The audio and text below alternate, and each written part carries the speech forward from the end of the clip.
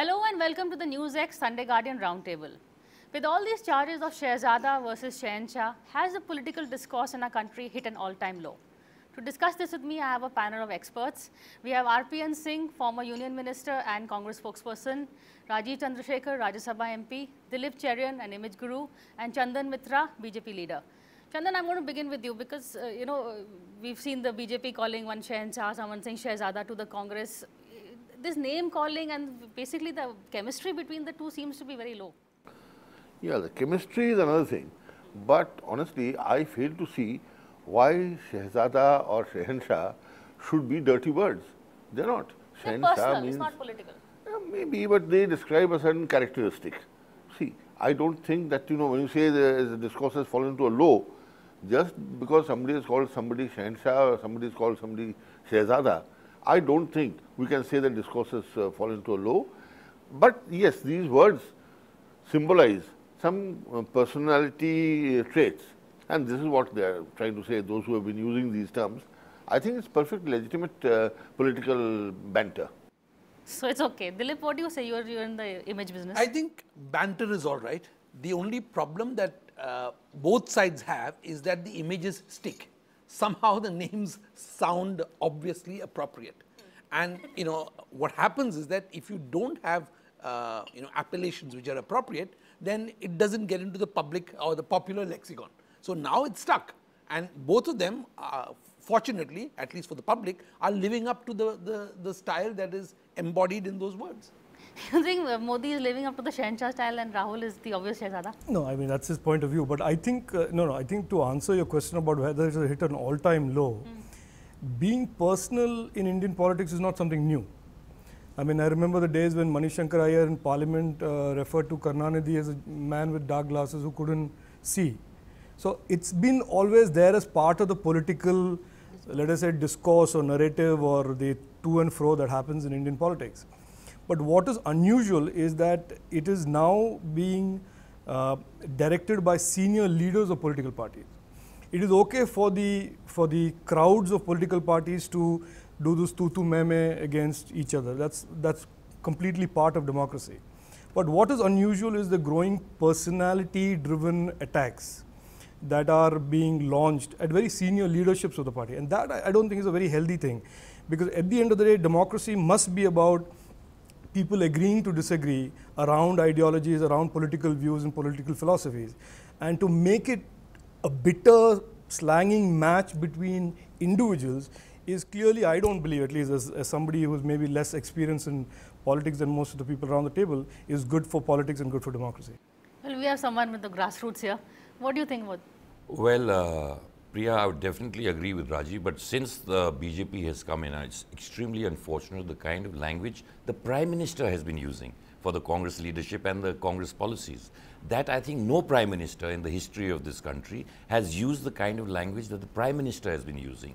And once the Prime Minister leads the attack, then you see everybody else in the BJP using the same kind of language, which I think is completely, we have these kind of language used by people who fight meaning small elections. They don't get to that level. What has been shocking and disgusting, I would say, is the kind of language that people holding high offices are using against their political opponents, political parties. That is something which has never happened, and because there has been no kind of something to showcase everything that is a problem with this country belongs to the Congress party, and even if the wheel has been invented by the BJP, which is something I think political discourse, we have seen it even when Atal Bihari Vajpayee ji was the Prime Minister. We saw discourse and debate at a much higher level, and even in Parliament we saw it at a much higher level, which is extremely unfortunate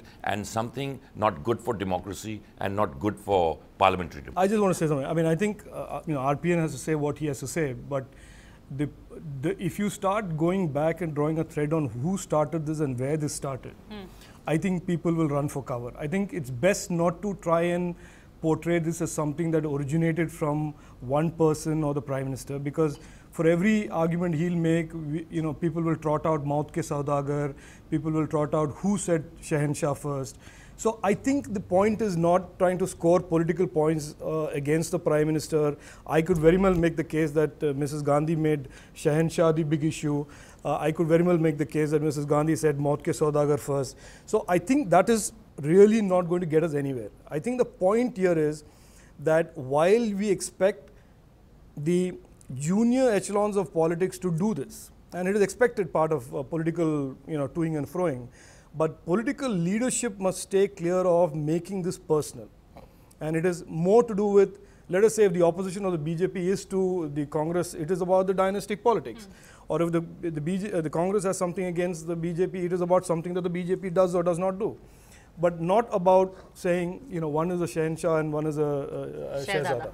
Hindi is improving, I can see. Yeah, I was very surprised that my friend RPN Singh has taken this holier than thou posture. Certainly he can't afford to. His party has really, as Rajeev rightly said, that if you go back, many things are going to come out.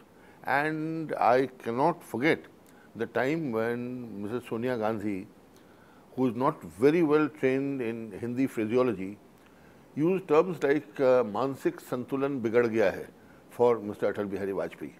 And there was a huge outcry. She did not apologize, didn't withdraw.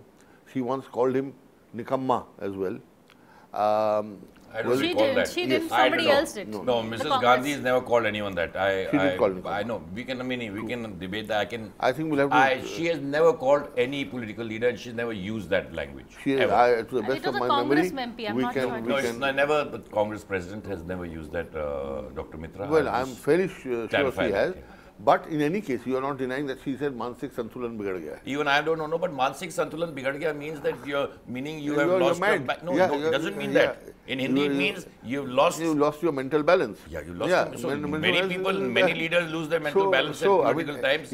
But does any prime minister go to a foreign shore, go to China and say that people were ashamed of being born in India till I became the prime minister? No, he didn't say that. He didn't say that? He didn't say that. I was in China at that time, so it was discussed, debated, and the Congress party said that wherever the prime minister goes whenever he travels abroad, that we shall follow him abroad and make these kind of statements. But he didn't only abuse the Congress party, that's okay for him, but he said it about all Indians, that Indians were ashamed being born in India before the BJP government came. First part is right, second part is not right.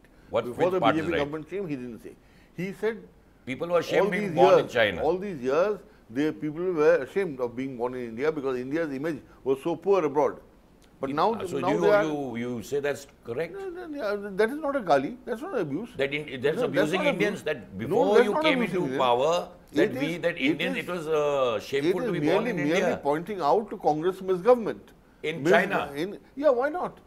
That you abuse Indians. So would you be happy if he said it in India? No, I wouldn't be. He's saying that every day anyway. So what is there to be angry about? But this is the image he portrays about Indians. This is what he said. Were you ashamed, Mr. Mitra, of being an Indian before Mr. Modi came in? Were you ashamed? Well, I can say that my stature has gone up by several inches. But were you ashamed before that? For the last 50 years, were you ashamed? Ashamed is not the issue. No, were you ashamed being an Indian? Were you? No, were you ashamed? Did you feel proud of being an Indian? I have always felt proud. The day I was born till today, I felt always proud of being an Indian. I am proud of being an Indian, but I am much prouder, if there is such a word, of being an Indian today, since India's stature has gone up so much more under Mr. Modi. Okay, Dilip, I think the real issues are about, as Rajeev said, about levels of discourse and at which level of leadership. RPN's point is valid that a prime minister, once he becomes prime minister, till such time as he is campaigning, it's open season, and I think that, much like the Tanmay Bhatt video, I'm a great believer that the conversation styles have changed dramatically. It's a generational shift that is happening. But when you get elevated to position of Prime Minister of India, then you can, of course, tell your deputies and your smaller satraps to do that, but you should then elevate yourself, which would be ideal. Yes, the Congress president also, as head of the opposition, or not head of the opposition officially, should also be mindful, but I think we should remove poll time rhetoric out of this debate, because if you talk of what language is used during elections, Correct. that's come down quite a lot in the last 10 years. It's come down a steep decline. So I think we are really now talking of the discourse of government and opposition. In this case, certainly, Mrs. Sonia Gandhi is not leader of the opposition. Yeah, she is that's a Congress president, and therefore, when she uses language like this, terms like this, and then obviously, what do you imagine her followers to be doing? But is that an excuse for Prime Minister Modi to do the same also? You know, he's also making it very personal. Sorry. No, I mean, look, I can't speak for him, but like I said, it's a bit difficult to start post-morteming who started this slippery slope. So, being personal and being bitterly personal at senior levels of politics is a slippery slope that my recommendation is that nobody should be on. But having said that, let's just back up and see what is happening in the US, what is happening in Western Europe. In democracies like the US also, you have people like Donald Trump and you have other leaders who are getting viciously personal with each other.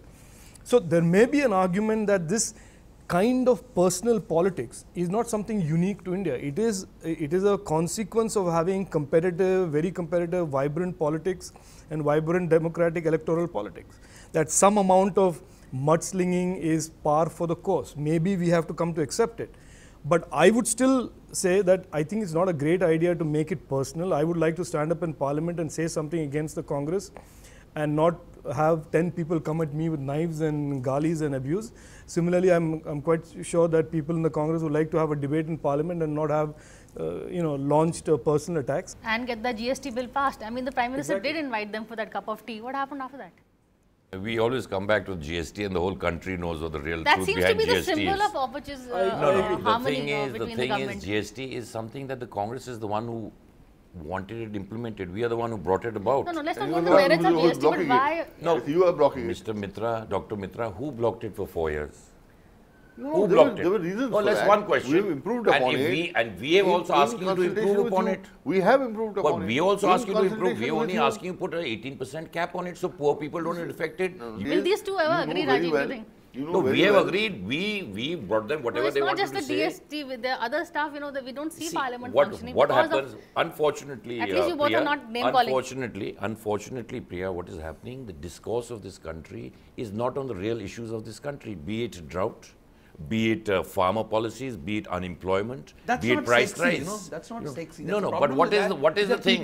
What people eat, what people wear, what are the slogans you should be using? Is this the prime focus of this government? Every leader, every BJP minister is only interested in what you eat, what you wear, what you speak, what language you speak, what slogans you should use. Is this the discourse that cabinet ministers in this government should be focusing on?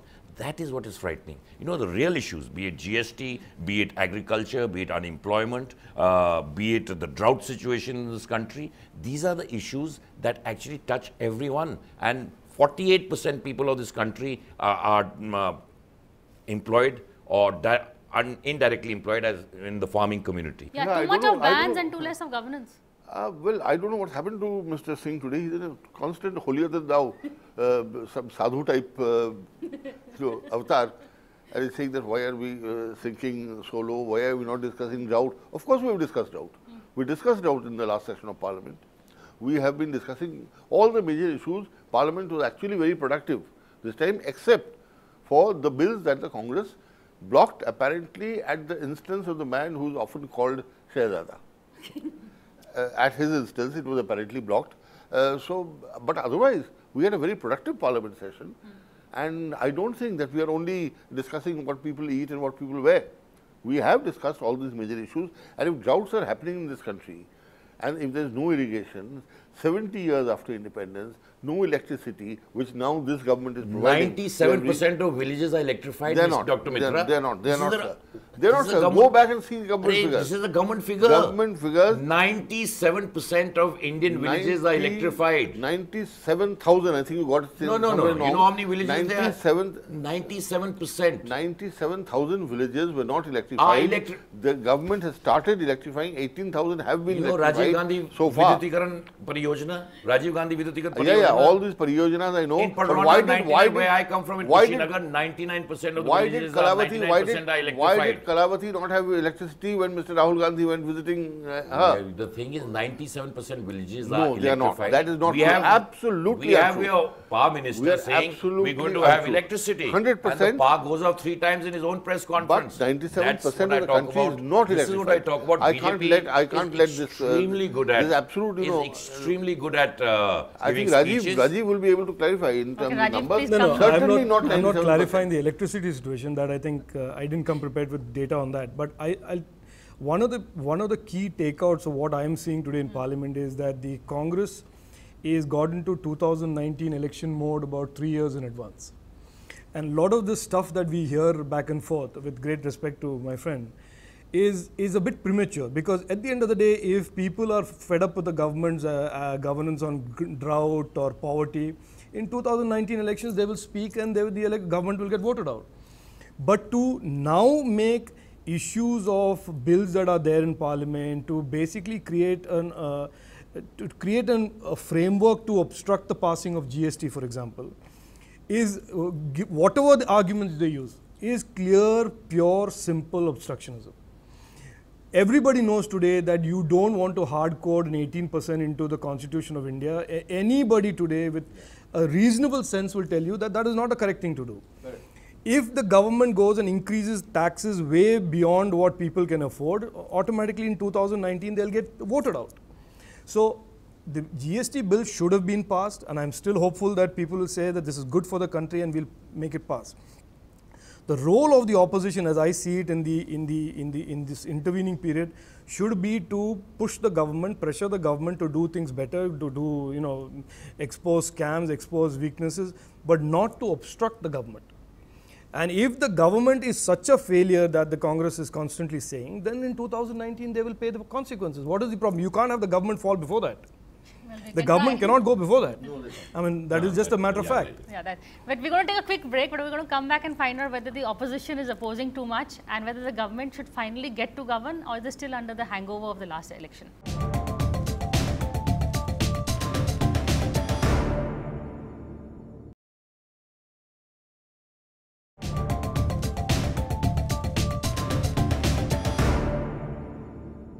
Welcome back to the NewsX Sunday Guardian Roundtable. Chandan, we were debating the lack of chemistry. You said we'll discuss that later. So there is the lack of chemistry between the two leaders, Sonia Gandhi and Prime Minister Modi, has always been at an all-time low. So how do we fix it? Somewhere, I think there is a decision in the highest echelons of the Congress party that BJP cannot be allowed to take credit for some of the major big-ticket reforms, such as GST. So, at the cost of hurting the country, harming the economy, the Congress has decided, it appears to me, to block all progressive legislation till such time as the BJP government exists, which in fact may be for a very long time. Between the two. You see, personal lack of equation, whether that exists or doesn't exist, it may not be enough to end this logjam. There are many Congress leaders who have very good personal equations with BJP leaders and vice versa. Right. But still, if it's governance and policy is policy, and that is decided by politics, not personal equations. I think that it's not so much about policies or about politics, but about personalities, and that's why the the choice of words of Shehzada and Shehanshah. I also, besides the obvious secular decline in the words that are used, there's also another factor which we are perhaps forgetting. India has always been, at least attempting to be, majorly democratic. But in the last 5 years, we've seen that it is becoming extremely personality, almost presidential, in every utterance, across parties, across politics, across issues. It is his issue versus his objection, his objection versus his issue. So it's really become almost presidential, and this is dangerous, because Indian democracy was never designed for this. But I think there is a movement towards this, which is now difficult to stop, at least currently, as things are. One thing I would just like to differ with Dr. Mitra is, We've also been in opposition earlier. Vajpayee ji was the Prime Minister and the Congress leadership had great relationship because Vajpayee ji reached out to the opposition. Unfortunately, Prime Minister Modi, whenever we've seen Parliament, he has never reached out to the opposition leaders. When Dr. Manmohan Singh ji was the Prime Minister, he invited all opposition leaders, he attended all party meetings. Whenever the leaders, opposition leaders wanted a meeting, he used to call it and discuss and listen to everybody.